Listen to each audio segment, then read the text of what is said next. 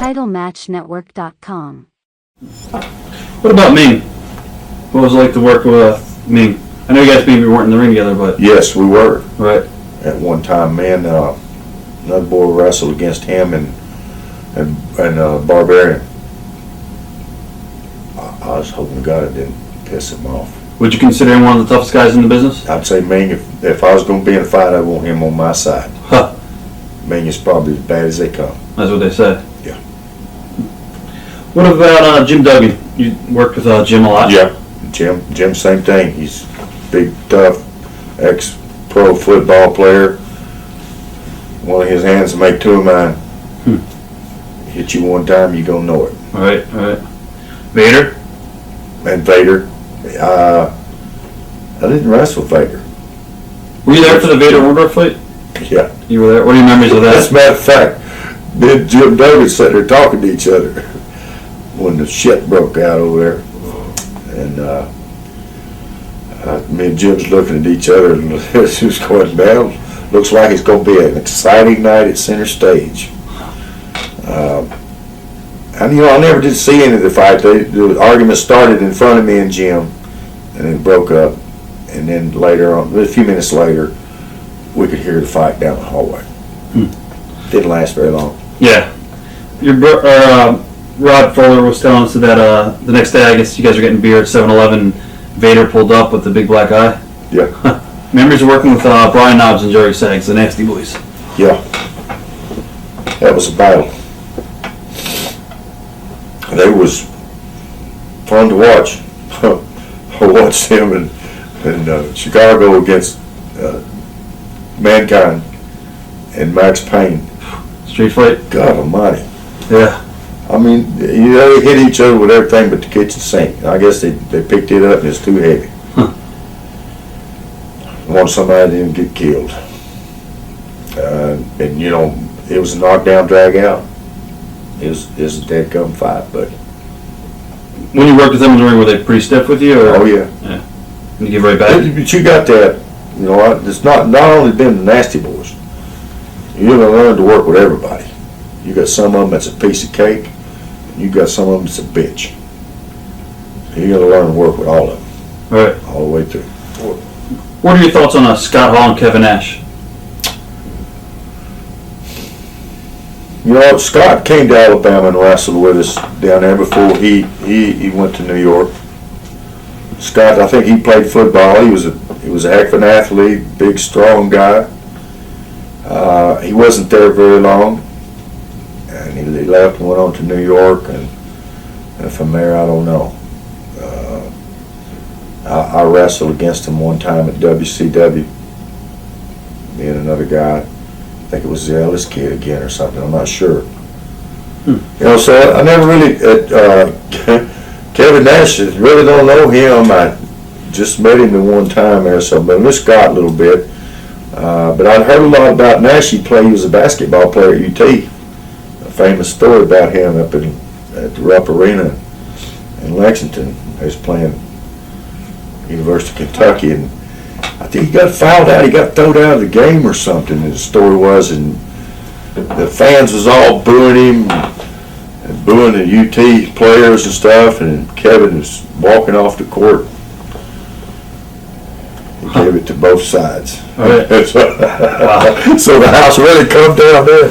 I thought that was funny. Memories of Lex Luger. Well, I only knew Lex at WCW, and I never did wrestle against Lex that I can recall. Just knew him from around the dressing room. But he'd speak to me. It was a pretty nice guy. What do you think you went from such a big push in '94 to barely anything towards the end of that year? You had a big push. I don't know what happened.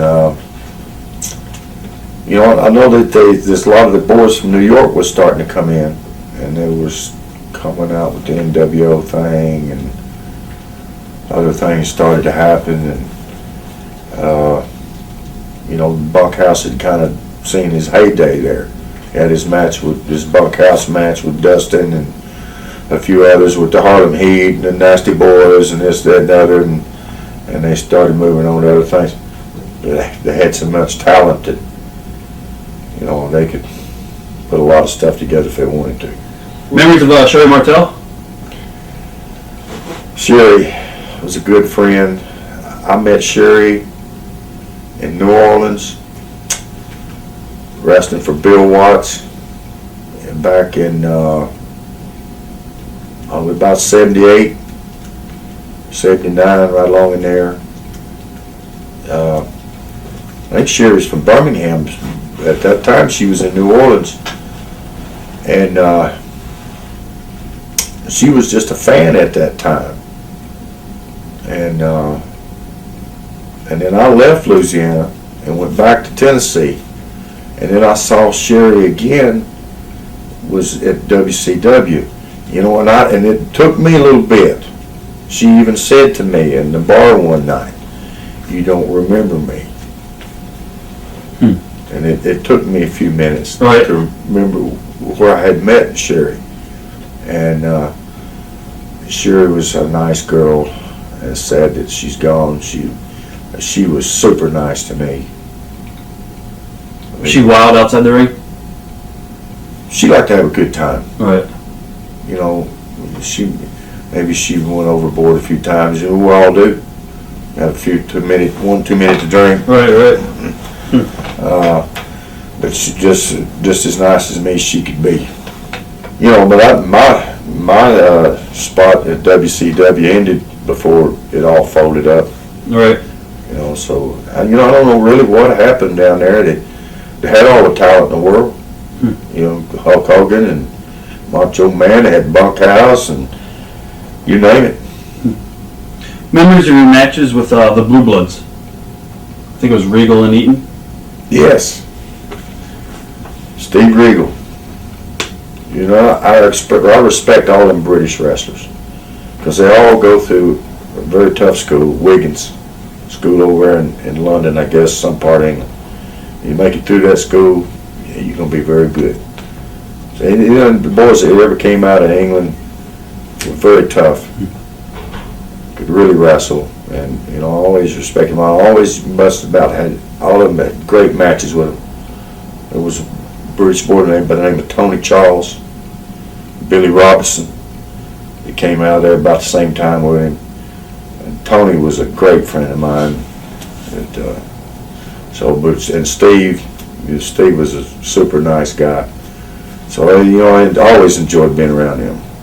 Thousands of exclusive shoot interviews right now on TitleMatchNetwork.com.